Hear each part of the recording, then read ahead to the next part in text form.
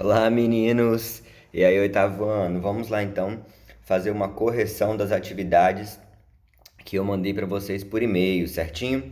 Então, olha só, peguem aí a apostila lá na página 52, fazendo favor, para a gente começar então a correção. Hoje a correção vai ser da página 52, 53, 54, 55, 56 e 57. Então, vai lá da página 52 até a página 57, a nossa correção, certinho?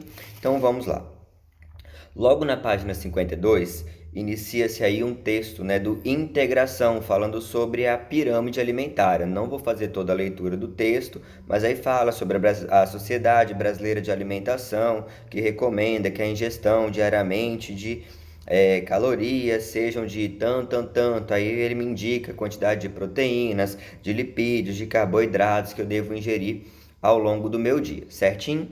E aí depois disso ele traz lá na página 53 duas pirâmides. E nessas duas pirâmides ele me dá a pirâmide alimentar de 1992 e a nova pirâmide que foi então refeita em 2005, certo? Com algumas alterações, algumas modificações entre elas. E aí vem logo na número 1 a seguinte pergunta: analisando-se as duas pirâmides, que diferenças significativas podem ser percebidas? Qual a diferença que eu tenho que ver?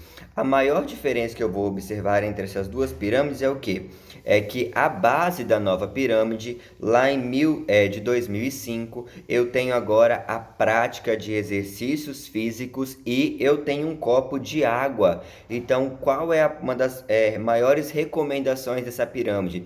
Que antes de tudo eu tenho que fazer o quê? Eu tenho que ter uma prática, eu tenho que ter uma prática de atividade física, eu tenho que ter uma vida aí movimentada, eu não posso ser sedentário. Isso é a base da minha alimentação, certo? Porque se eu tenho uma alimentação boa, mas se eu sou muito sedentário, isso também pode prejudicar o meu organismo. E eu tenho a água, né? A água agora ela entra na nossa pirâmide alimentar com uma função muito importante, né? A hidratação. Eu tenho que obter, é claro, a água através de alimentos, tudo mais que nós já vimos isso, mas eu tenho que ter agora uma ingestão muito grande de água durante o meu dia. Então, essa é uma das modificações mais marcantes, né? Que ela vem logo em destaque como base. A base é o que eu mais tenho que fazer, certo? E depois eu vou vendo algumas modificações pequenas também ao longo da minha pirâmide alimentar, mas que são de grande importância. Por exemplo, eu vejo os óleos e gorduras saindo lá do topo, certo? E agora passando lá para a segunda posição, né? Para segunda etapa da minha pirâmide alimentar. Então eu vejo lá que azeite, óleos e vegetais agora seja consumida diariamente. Antes mandava ingerir aí uma pequena porção ou quase não ingerir.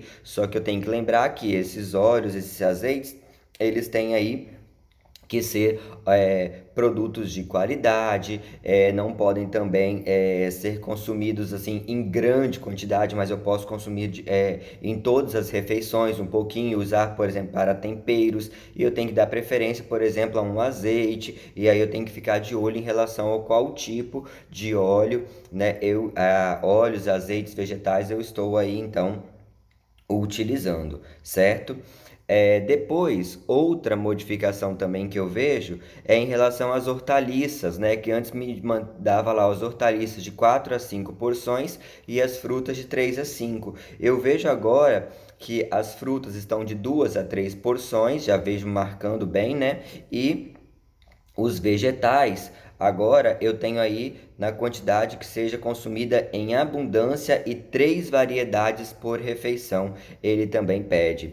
As leguminosas também antes falava que os leguminosos deveriam ser ingeridos apenas uma vez por dia, e agora nessa nova pirâmide já tenho aí 3 vezes ao dia.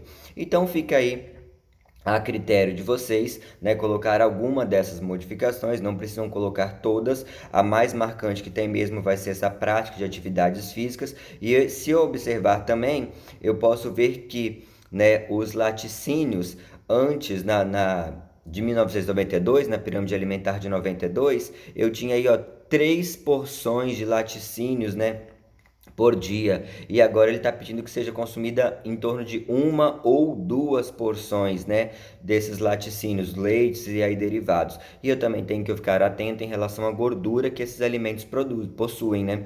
Então, se eu for pegar aí laticínios, um leite, por exemplo, ver a quantidade de gordura que esse leite vai possuir para que também eu não tenha aí nosso organismo agora com uma grande concentração de gorduras. E outra coisa que eu tenho que observar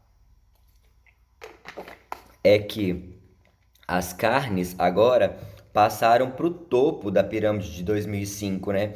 Então, junto da manteiga e dos açúcares, doces, batatas, refrigerante, elas devem ser consumidas esporadicamente, ou seja, eu não tenho a necessidade de um consumo diário dessas substâncias, desses alimentos, desculpa. Então, tem que ficar atento em relação a isso também, né? A carne ela saiu de uma posição mais baixa, era dada uma importância maior para elas e agora junto do laticínio, né? E agora ela foi então jogada mais para cima para classificada como um consumo esporádico, ou seja, que não tem necessidade de eu me alimentar diariamente, ok? A carne vermelha aí eu estou falando, certo? E depois a questão número 2 fala o seguinte: as pirâmides alimentares podem ter uma leitura universal, ou seja, podem ser aceitas no mundo inteiro sem nenhuma restrição. Eu tenho que lembrar que, primeiro, essas pirâmides elas estão baseadas nos alimentos regionais. Então a pirâmide, elas têm as suas peculiaridades regionais. Eu não posso, por exemplo, fazer uma pirâmide que tenha de um local que não tenha, seja muito distante, por exemplo, do oceano e coloque aí uma grande quantidade de peixes. Eu não posso pegar com que numa ilha, por exemplo, locais mais restritos, né, e eu coloque aí um consumo de carne, laticínios, né, bovina, por exemplo. Então, tudo isso eu tenho que lembrar que as pirâmides elas devem ser regionais. Então vocês coloquem assim, ó, as pirâmides possuem peculiaridades regionais. A alimentação faz parte da cultura da região, ok? Então a alimentação ela é cultural, ela vai fazer parte da minha alimentação, certo? Da minha cultura aí do determinado local. Então vamos agora para a página 54, que aí na página 54 nós temos um na prática. E aí na prática ele me dá o índice de massa corporal, né? Ele me ensina como calcular esse índice de massa corporal. E aí o IMC é calculado pelo peso da pessoa dividido pela altura ao quadrado. Então, por exemplo, se eu peso 60 quilos, vamos supor, eu vou colocar aí Índice de massa corporal, IMC, é igual a 60 dividido pela minha altura, altura ao quadrado. Então, se eu tenho 1,70 m, é 1,70 m vezes 1,70 m. E aí eu vou pegar esse valor e dividir ele pelo meu peso, pela minha massa, que é o que explica aí, então, na prática, certo? E aí ele vai me dar o seguinte: se esse valor for menor que 20, eu vou estar abaixo do peso adequado à sua altura. Se o valor estiver entre 20 e 22, o seu peso está adequado à sua altura. Se estiver entre 23 e 24, seu peso é aceitável em relação à sua altura. Então ele vai me dando essas características até chegar entre 30 e 39, que aí já diz que você está obeso. É claro que a gente tem que ter alguns cuidados em relação a isso. Isso também tem que ser olhado o sexo e tudo mais, mas a gente não vai entrar em detalhes em relação a isso, tá? O ideal é, se você fizer esse índice de massa corporal e der alterado, é que você procure um médico, um nutricionista aí para ver se realmente lá eles vão utilizar de outras técnicas de aparelhagem para fazer um índice de massa corporal muito mais eficiente, né? Muito mais detalhado em relação a isso. E aí ele me diz o seguinte: analisando os resultados obtidos e proponha medidas para redução ou aumento desse índice, de acordo com o valor encontrado. Ou seja, se o meu índice tiver menor que 20, O que eu tenho que fazer? Ele está me dando aí que eu estou abaixo do peso. Se eu estou abaixo do peso, eu tenho que fazer quais atitudes, qual atitudes eu tenho que tomar para que o meu peso aumente. Eu vou, é claro, aumentar o meu consumo de alguns alimentos, como por exemplo, eu vou aumentar o consumo de alimentos calóricos, eu vou aumentar o consumo de lipídios, eu vou aumentar o consumo de carboidratos. Então, aí, se o meu peso estiver menor que 20, desculpa, se o meu IMC estiver menor que 20, eu tenho que agora aumentar a ingestão de alimentos calóricos, certo? Aumentar a ingestão de alimentos calóricos, como por exemplo, lipídios e carboidratos. E também, é claro, realizar atividades físicas para que eu aumente a minha massa muscular. E realizar atividade física para aumentar a minha massa muscular. E se meu MC tiver entre 30 e 39, né? Eu estiver aí classificado como um obeso, uma obesidade, um sobrepeso que eu tenha. O que eu vou ter que fazer? Eu vou ter que restringir a minha alimentação.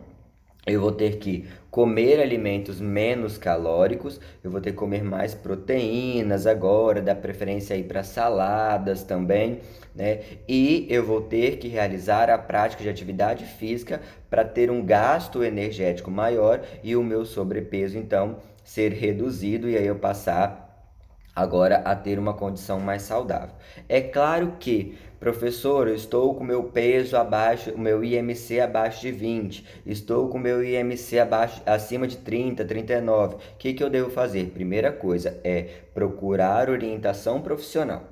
Certo? Nunca se deve, não, então vou começar a comer desenfreadamente muitos lipídios e carboidratos porque eu tenho que engordar. Não é assim que funciona, né? O ideal é que você procure um médico, um nutricionista, para que ele te dê essas indicações, essa recomendação. Porque muitas vezes você pode achar que você está comendo, comendo, comendo, você vai engordar, vai ficar saudável. Não. Você pode estar aí se tornando um diabético, alterando as suas taxas. Então, tem que se tomar muito cuidado em relação a isso. É claro que a atividade física, né, você pode ir praticando já normalmente, fazendo uma caminhada, depois iniciando uma corrida. Então, você vai fazendo de pouco a pouco, né, jogando uma bola, brincando, pedalando. E aí tem várias atividades. O negócio é sair um pouco de casa para praticar essas atividades físicas, né? Agora não, tá? Mas deixa mais para frente, deixa o corona passar. Então vamos lá. E depois ele me dá um desafio lá na página 55. A adoção de hábitos alimentares saudáveis, como parte da busca do corpo perfeito, estimulou a expansão da oferta de alimentos industrializados, que, além de suas versões integrais, passaram a ser oferecidos com grande sucesso. Nas versões Diet e Light, no entanto, é comum que se faça confusão entre esses termos, que muitas vezes são tratados como sinônimos, né? Quer dizer que são as mesmas coisas, mas não. Qual é a diferença entre um alimento diet e um alimento light? Então, olha só, o alimento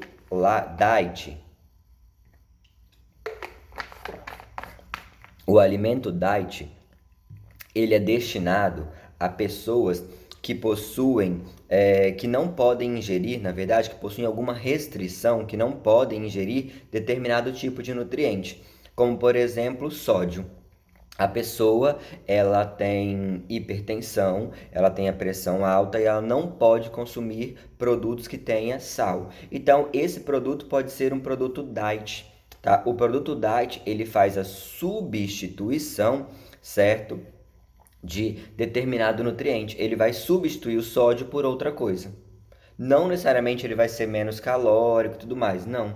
Por exemplo, eu sou diabético, tenho restrição à ingestão de açúcar, tá? Então eu vou lá e posso consumir um produto que seja diet, um produto que troque o açúcar por alguma outra coisa. Mas e o sódio e tudo mais? Pode continuar normalmente no produto. Então não necessariamente ele vai ter que ser restrito de todas as coisas, de todos os componentes.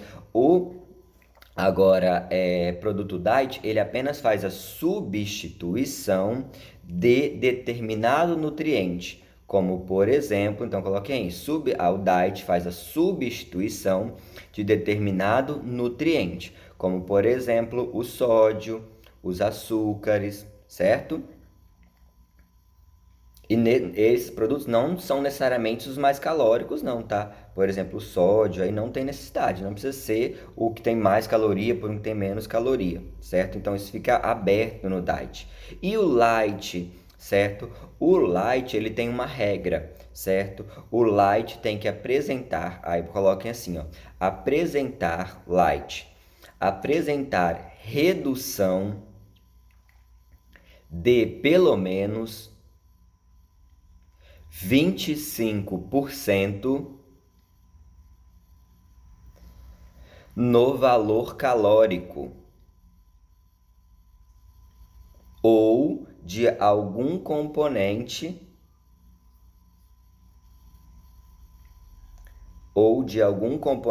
como as gorduras, carboidratos e proteínas. Em relação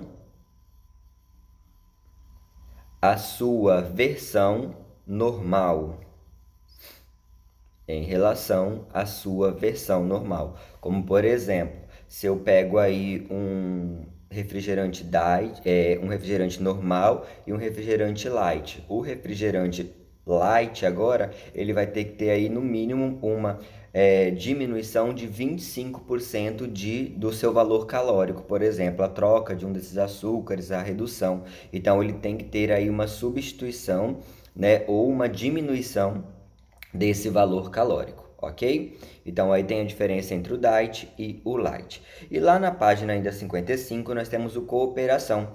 E o cooperação fala sobre Hipócrates, né, o pai da medicina que viveu na Grécia entre 460 a 370 a.C., né? E aí ele afirma o seguinte: somos o que comemos. Então essa atividade aqui é uma atividade que vocês têm que me mandar depois por e-mail, certo? Eu vou cobrar, vou mandar para vocês também escrito e eu vou querer essa tabelinha aqui de vocês. O que vocês vão fazer nessa atividade? Você na sua casa vai montar, tá? Aqui tá falando em grupo, essas coisas nós não vamos trabalhar assim, é o individual. Você vai montar a sua pirâmide alimentar. Você vai fazer a anotação do que você está comendo, certo? Em todas as refeições.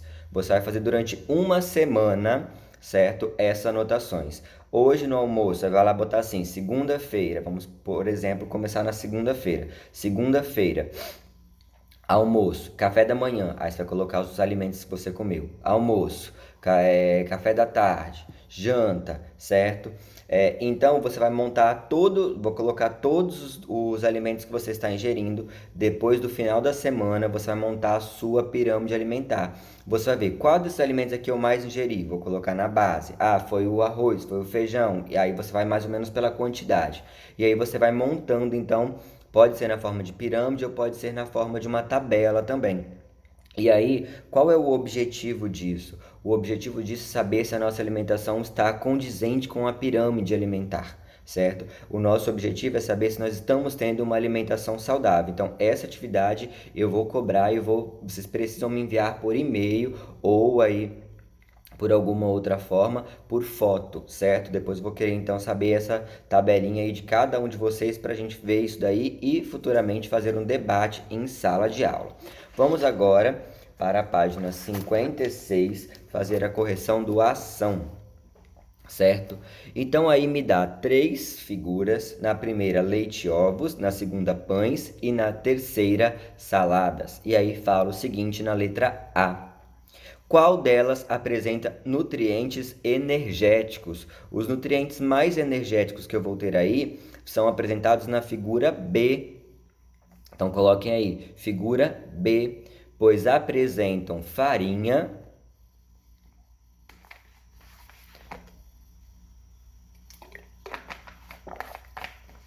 que contém carboidratos, que apresenta, né, farinha, a farinha usada na composição aí do pão e tudo mais, né, que ela é extraída do trigo, a farinha que contém carboidratos em grande quantidade.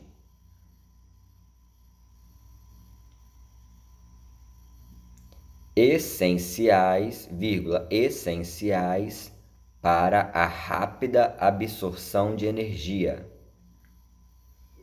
Essenciais para a rápida absorção de energia. Letra B. Qual delas apresenta nutrientes plásticos, né? Os nutrientes plásticos também são chamados de elementos aí construtores. Então vai ser a figura A, porque ela contém ovos e leites, né? Que são ricos em proteínas e lipídios. Então é a figura A, por esses alimentos serem ricos em proteínas e lipídios. Figura A, por esses alimentos possuírem grande quantidade aí, né, de proteínas e lipídios. Letra C, qual delas apresenta nutrientes reguladores? Os reguladores vão ser os minerais e as vitaminas, então eles vão estar presentes na figura C. É a figura C, porque as verduras e legumes apresentam grande quantidade de minerais e vitaminas. Então é a figura C. E qual delas apresenta alimentos ricos em vitamina A? É a figura A, porque ela contém ovos e leite, certo? Ovos e leites são ricos em vitamina A. Na número 2, tem aí prato saudável, uma proposta alimentar que sugere uma dieta ideal sob o esquema de um prato no qual a área ocupada por cada tipo de alimento representa o consumo diário. O infográfico a seguir é um resumo dessa proposta. Então aí eu tenho os vegetais, né, em grande porção, frutas um pouco menor, mas eu vou ver que vegetais e frutas já pegam metade da minha alimentação e grãos integrais e proteína saudável compõem a outra metade. E aí ele me pergunta o seguinte na letra A: de modo geral, como o prato saudável propõe uma dieta ideal? Sendo que, olhando lá, metade do prato, então coloquem aí, metade do prato é composto por alimentos reguladores. Metade do prato é composto por alimentos reguladores, sendo aí vegetais e frutas. E a outra metade é composta por grãos integrais e proteínas, que são alimentos energéticos e plásticos.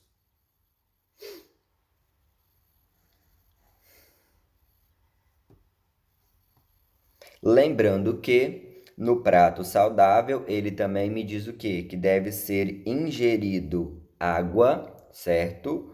E lembrando que água ou sucos, mas quando eu for ingerir sucos, eu tenho que ter esses fluidos aí, eu tenho que tomar um cuidado muito grande em relação à quantidade de açúcar que eles possuem, tá? Então, eu vou tomar suco, mas eu tenho que observar a quantidade de açúcar que é adicionada a esse suco, certo? E ele também me dá lá a ingestão de óleos saudáveis, né? Óleos aí, azeites, e aí eu tenho que lembrar que eles têm que ser livres de gordura trans.